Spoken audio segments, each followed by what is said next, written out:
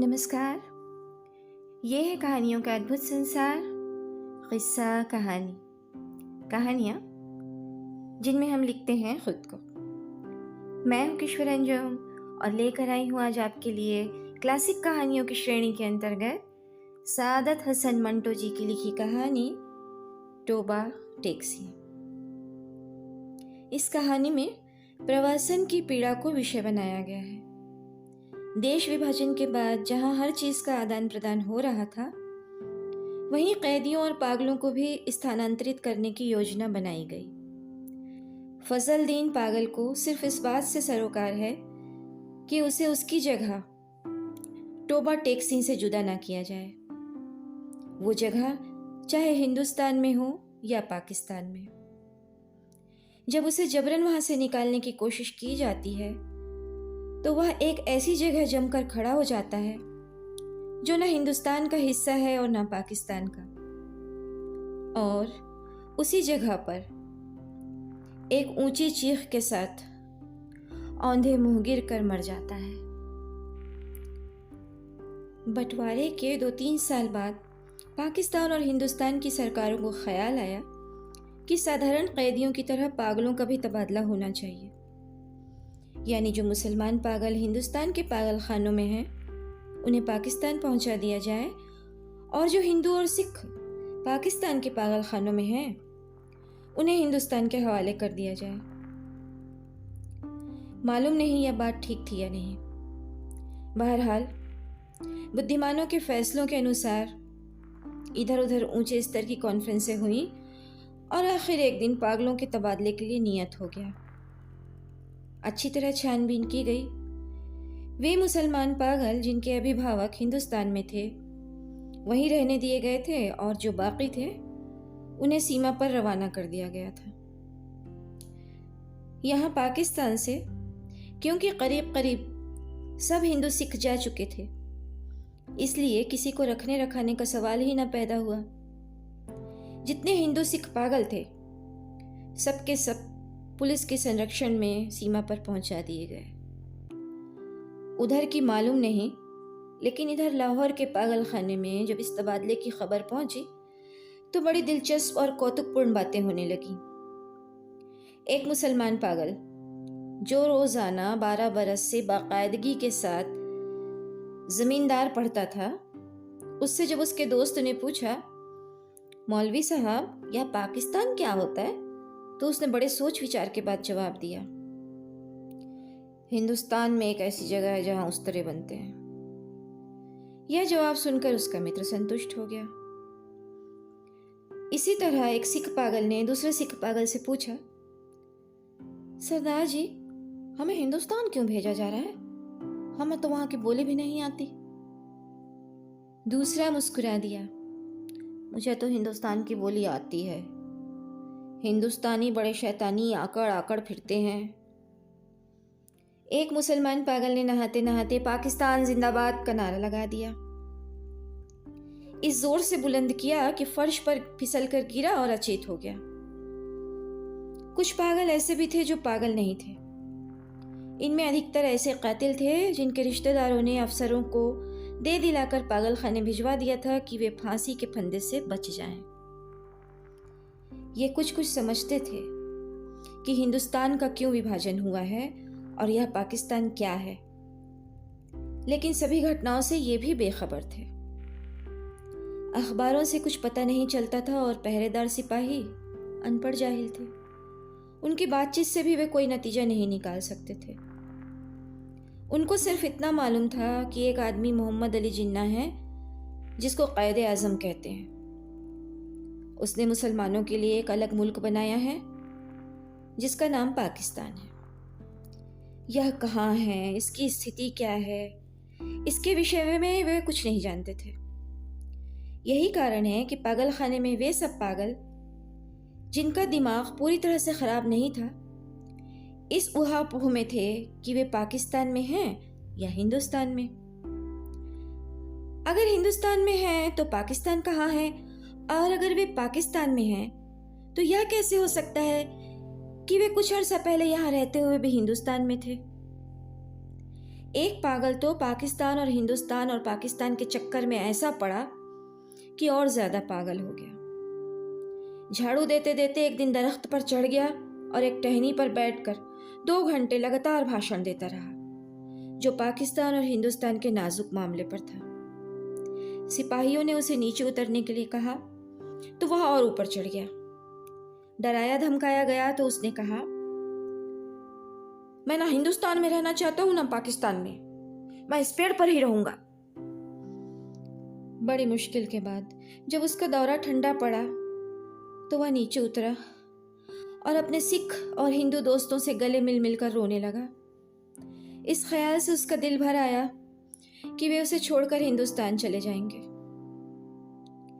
एक एमएससी पास radio engineer जो मुसलमान था और दूसरे पागलों से बिल्कुल अलग थलग बाग की एक ख़ास रोश पर सारा दिन खामोश टहलता रहता था, में यह तब्दीली प्रकट हुई कि उसने अपने तमाम कपड़े उतार कर दफेदार के हवाले कर दिए और नंग धड़ंग सारे बाग में चलना शुरू कर दिया।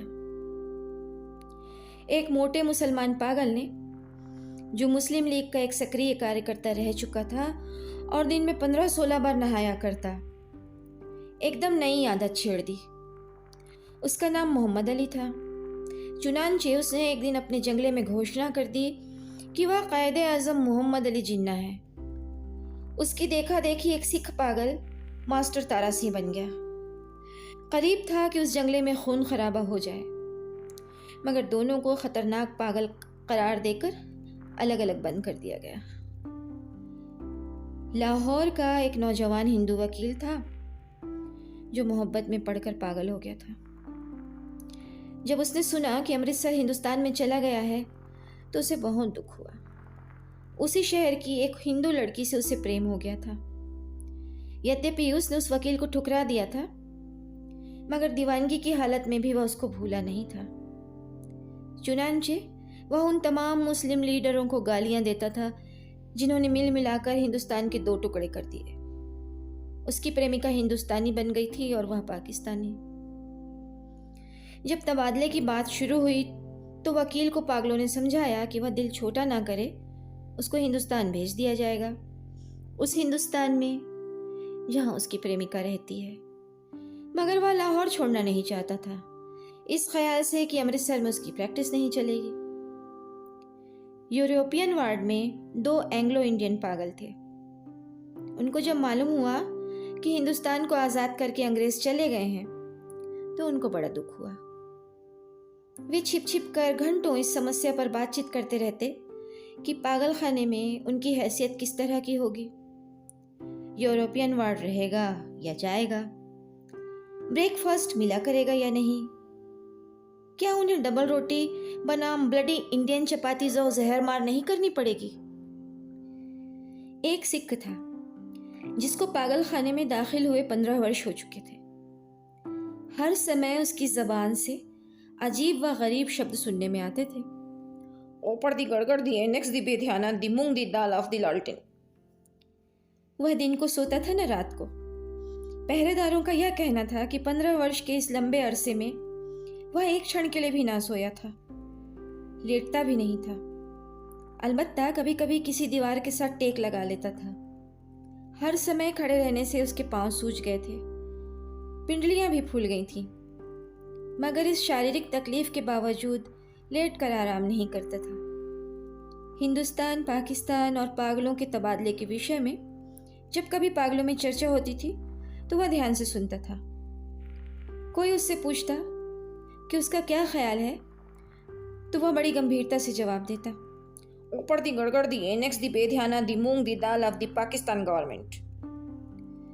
लेकिन बाद में ऑफ दी पाकिस्तान गवर्नमेंट की जगह ऑफ दी टोबा टैक्सी ने ले ली और उसने दूसरे पागलों से पूछना शुरू किया कि टोबा टैक्सी कहाँ है, कहाँ का रहने वाला है।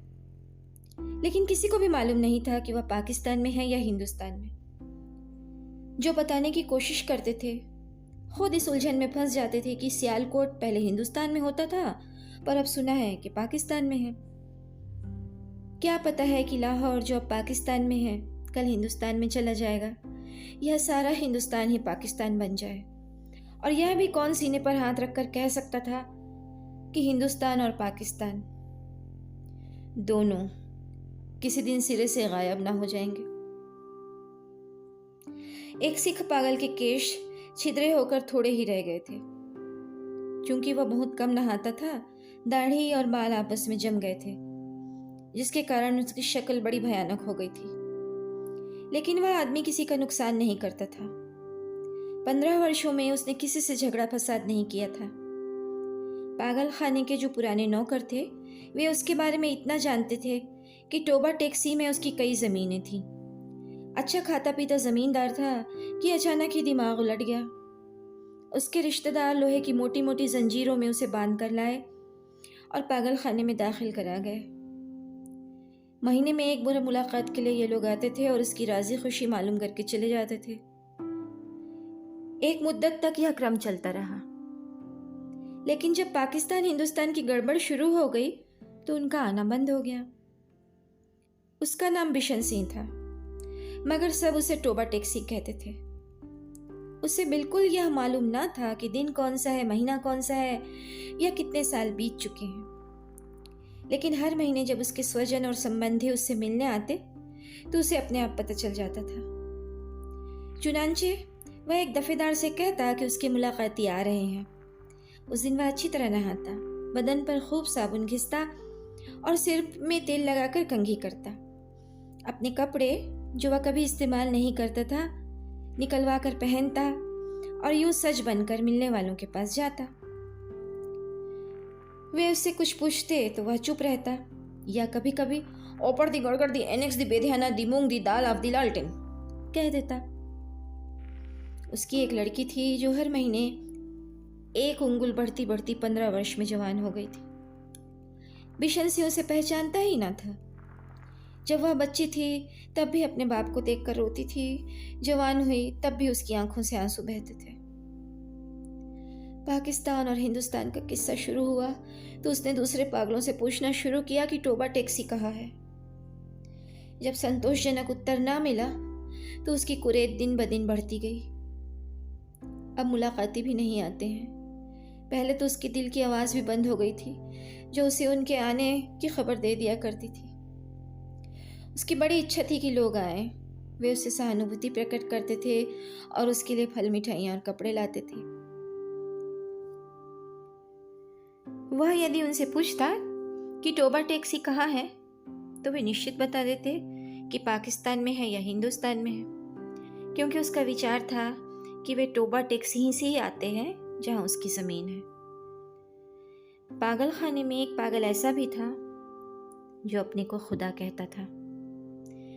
उससे जब एक दिन बिशन सिंह ने पूछा कि टोबा टैक्सी पाकिस्तान में है या हिंदुस्तान में, तो उसने अपनी आदत के मुताबिक पहले कह कहा लगाया और कहा वह ना पाकिस्तान में है और ना हिंदुस्तान में, इसलिए कि हमने अभी तक हुक्म ही नहीं दिया।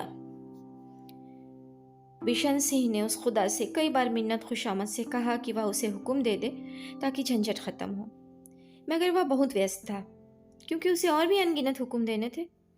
एक दिन तंग आकर वह उस पर बरस पड़ा। ऊपर दी गड़गड़ दी एनेक्स दी बेध्याना दी मूंग दी दाल of Wahe Guru ji the Khalsa and Wahe Guru जी दी फतेह, जो बोले सो निहाल, सत श्री अकाल। उसका शायद यह मतलब था कि तुम मुसलमानों के खुदा हो, सिखों के खुदा होते तो ज़रूर मेरी बात सुनते। तबादले के कुछ दिन पहले टोबा टैक्सी का एक मुसलमान दोस्त मुलाकात के लिए आया। पहले वह कभी नहीं आया था। जब बिशन सिंह ने उसे देखा तो एक तरफ हटा और वापस जाने लगा, मगर सिपाहियों ने उसे रोका। यह तुमसे मिलने आया है, तुम्हारा दोस्त फजलुद्दीन है। बिशन सिंह ने फजलुद्दीन को एक नज़र देखा और कुछ बड़बड़ाने लगा। फजलुद्दीन ने आगे बढ़कर उसके कंधे पर हाथ रखा। मैं बहुत दिनों से सोच रहा था कि तुमसे मिलूं, लेकिन फुर्सत ही ना मिली। तुम्हारे सब आदमी राजी खुशी हिंदुस्तान चले गए थे। मुझसे जितनी मदद हो सकी मैंने की। तुम्हारी बेटी रूप कौर। वह कुछ कहते कहते रुक गया। बिशन सिंह कुछ याद करने लगा। बेटी रूप कौर? फजलुद्दीन ने कुछ रुक कर कहा, हाँ, वह भी ठीक ठाक है। उसके साथ ही चली गई थी। बिशन सिंह चुप रहा। फजलुद्दीन ने कहना शुरू किया, उन्होंने मुझसे कहा था कि तुम्हारी राज़ी खुशी पूछता रहूं। अब मैंने सुना है कि तुम हिंदुस्तान जा रहे हो। भाई बलबीर सिंह और वधावा सिंह से मेरा सलाम कहना और बहन अमृत कौर से भी। भाई बलबीर सिंह से कहना फजलुद्दीन राज़ी खुशी है। 2 होरी भैंसे जो वो छोड़ गए थे उनमें से एक ने कट्टा दिया है। दूसरी की कट्टी हुई थी पर वह 6 दिन की होकर मर गई। और मेरे लायक जो खिदमत हो कहना, हर वक्त तैयार हूँ। और ये तुम्हारे लिए थोड़े से भरुंडे लाया हूँ। बिशन सिंह ने भरुंडों की पोटली लेकर पास खड़े सिपाही के हवाले कर दी और फजलुद्दीन से पूछा, टोबा टैक्सी कहाँ है?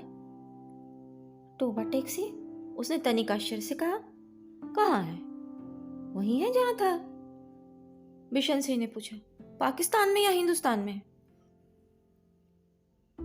हिंदुस्तान में नहीं, पाकिस्तान में। फजलुद्दीन बौखला सा गया। बिशन सिंह बड़बड़ाता चला गया, ओपर दी गड़गड़ दी एनेक्स दी बेध्याना दी मूंग दी दाल of the Pakistan and Hindustan of the दुर फट्टे मुंह। तबादले की तैयारियां पूरी हो चुकी थी। इधर से उधर और उधर से इधर आने वाले पागलों की सूचियां पहुंच गई थी और तबादले की तारीख भी निश्चित हो चुकी थी। सख्त सर्दियां थीं। लाहौर के पागल खाने से हिंदू सिख पागलों से भरी लारियां पुलिस के दस्ते के साथ रवाना हुई। संबंधित अफसर भी उनके साथ थे।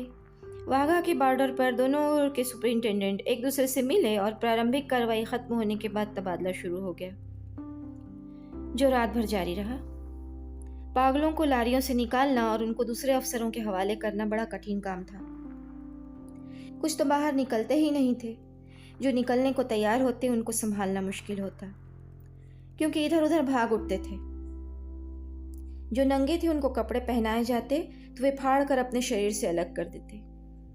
कोई गालियां बक रहा है तो कोई गा रहा है, आपस में लड़ झगड़ रहे हैं और रो रहे हैं, बक रहे हैं। कान पड़ी आवाज सुनाई नहीं देती थी। पागल स्त्रियों का शोरगुल अलग था और सर्दी इतनी कड़ाके की थी कि दांत से दांत बज रहे थे। अधिकतर पागल इस तबादले को नहीं चाहते थे, इसलिए कि उनकी समझ में नहीं आता था कि उन्हें अपनी जगह से उखाड़कर कहाँ फेंका जा रहा है। थोड़े से वे जो सोच समझ सकते थे पाकिस्तान जिंदाबाद के नारे लगा रहे थे।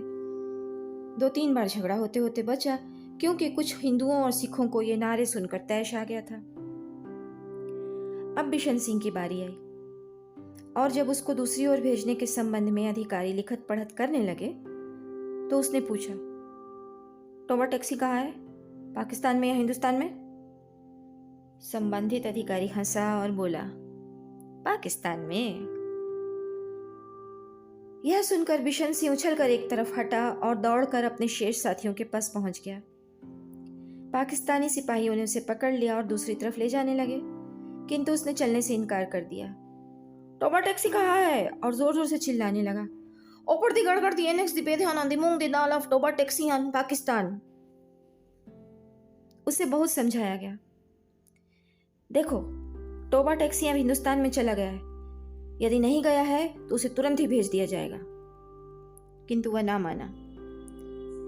जब जबरदस्ती दूसरी ओर उसे ले जाने की कोशिशें की गईं तो वह बीच में एक स्थान पर इस प्रकार अपनी सूजी हुई टांगों पर खड़ा हो गया जैसे अब कोई ताकत उसे वहां से नहीं हटा सकेगी। क्योंकि आदमी बेजार था इसलिए उसके साथ जबरदस्ती नहीं की गई, उसको वहीं खड़े रहने दिया गया और शेष काम होता रहा। सूरज निकलने से पहले स्तब्ध खड़े बिशन सिंह के गले से गगनभेदी चीख निकली। इधर उधर से कई अफसर दौड़े आए और देखा कि वह आदमी जो 15 वर्ष तक दिन रात अपनी टांगों पर खड़ा रहा था, औंधे मुंह लेटा था। इधर कांटेदार तारों के पीछे हिंदुस्तान था, उधर वैसे ही कांटेदार तारों के पीछे पाकिस्तान। बीच में जमीन के उस टुकड़े पर जिसका कोई नाम नहीं था, टोबा टैक्सी पड़ा था। ये कहानी इतनी ही। अभी आप सुन रहे थे क्लासिक कहानियों की श्रेणी के अंतर्गत सादत हसन मंटो जी की लिखी कहानी टोबा टैक्सी। मैं हूं किश्वर अंजुम, फलक के एक मेंबर। यह है फलक की कहानियों का चैनल किस्सा कहानी। फिर मिलते हैं किसी और कहानी में। तब तक के लिए इजाज़त दीजिए। अलविदा।